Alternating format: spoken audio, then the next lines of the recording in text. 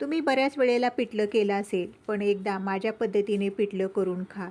तुम्ही जर एकदा माझ्या पद्धतीनं पिठलं करून खाल्लं ना, नेहमी तुम्ही याच पद्धतीने पिठलं कराल. करायला सोपं आणि झटपट होतं आणि चवीला तर एवढं भारी लागतं ना. तर आज आपण गावाला मेथी घालून पिठलं कसं करतात, ते आज मी तुम्हाला दाखवणार आहे. चला करूया. नमस्कार, माझ्या स्वयंपाकघरात तुमचं खूप खूप मनापासून स्वागत. पिठलं करण्यासाठी मूठभर मेथीची भाजी घेतली. 2-3 वेळा पाण्याने चांगली आपल्याला ही मेथीची भाजी धुवून घ्यायची आहे. एक बारीक वाटी बेसन पीठ, एक बारीक चिरलेला कांदा, 5 ते 6 हिरव्या मिरच्या. मिरच्या तुम्ही तुमच्या आवडीप्रमाणे घाला. 15 ते 20 लसूण पाकळ्या. लसूण थोडा जास्त घालायचा म्हणजे आपलं पिठलं चवीला एकदम भारी लागतं. कोथिंबीर पण मी चांगली धुवून घेतली. अर्धा चमचा जिरे, एक बारीक वाटी कच्चे शेंगदाणे घेतले आहेत. कढीपत्ता आणि चवीप्रमाणे मोठं मीठ घेतलं आहे. सगळ्यात आधी आपण शेंगदाणे तेलामध्ये तळून घेणार आहोत आणि मिरच्या पण तळून घेणार आहोत. गॅसवर कढई ठेवली. कढईमध्ये एक मोठा चमचा तेल घातलं. आता या तेलामध्ये आपण शेंगदाणे तळून घेऊया. असे शेंगदाणे तेलामध्ये तळून त्याचा कूट करून पिठल्यामध्ये टाकला ना, आपलं पिठलं एवढं चवीला भारी लागतं ना. आता शेंगदाणे तळून झाले, हे काढून घेऊया. परत त्याच तेलामध्ये मिरच्या तळून घेऊया. मिरच्या पण तळून पिठलं तुम्ही करून बघा.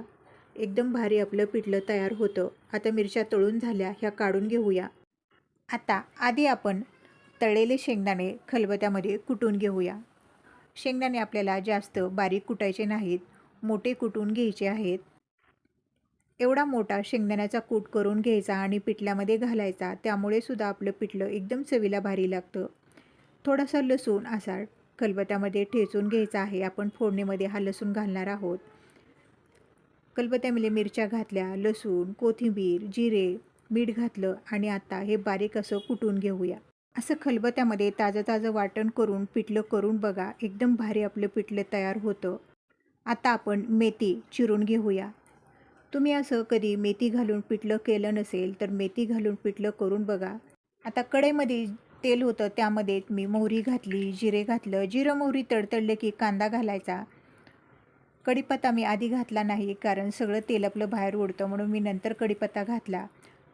ठेचलेला लसूण घातला. कांदा, लसूण तेलामध्ये आपल्याला चांगला भाजून घ्यायचा आहे. आता मेथी घालून घेऊया आणि आपल्याला मेथी तेलामध्ये चांगली अशी परतून घ्यायची आहे.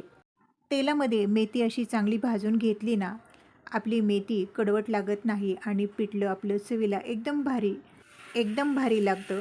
आता तेलामध्ये मेथी चांगली भाजून झाली आहे. आता यामध्ये आपण बेसन घालूया. मी अर्धी वाटी यामध्ये बेसन पीठ घातलं आणि हे बेसन पीठ आपल्याला तेलामध्ये चांगलं भाजून घ्यायचं आहे. असं बेसन पीठ भाजून तुम्ही पिठलं करून बघा. चवीला एवढं भारी लागतं ना. तुम्ही खरं सांगू का, एकदा माझ्या पद्धतीने पिठलं केलं ना, नेहमी तुम्ही याच पद्धतीने पिठलं करा. अर्धा चमचा हळद घातली. हळद घातल्यावर थोडीशी तेलामध्ये हळद भाजून घेतली आणि 2 ग्लास यामध्ये पाणी घालून घ्यायचं आहे. तुम्हाला पिठलं किती पातळ घट्ट करायचं आहे तसं यामध्ये पाणी घालून घ्यायचं आहे. पाणी घातल्यावर आपल्याला पटपट असं हलवून घ्यायचं आहे. बेसन पिठाच्या गुठळ्या नाही झाल्या पाहिजेत. कुटलेलं वाटण घालून घेतलं. वाटण घातल्यावर परत आपल्याला तळापासून चांगलं हलवून घ्यायचं आहे. आपण मिरच्या तळून घेतल्या होत्या, त्यामुळे मी तेलामध्ये हे वाटण भाजलेलं नाही. आणि आता शेवटी 2 चमचे शेंगदाण्याचा कूट घातला.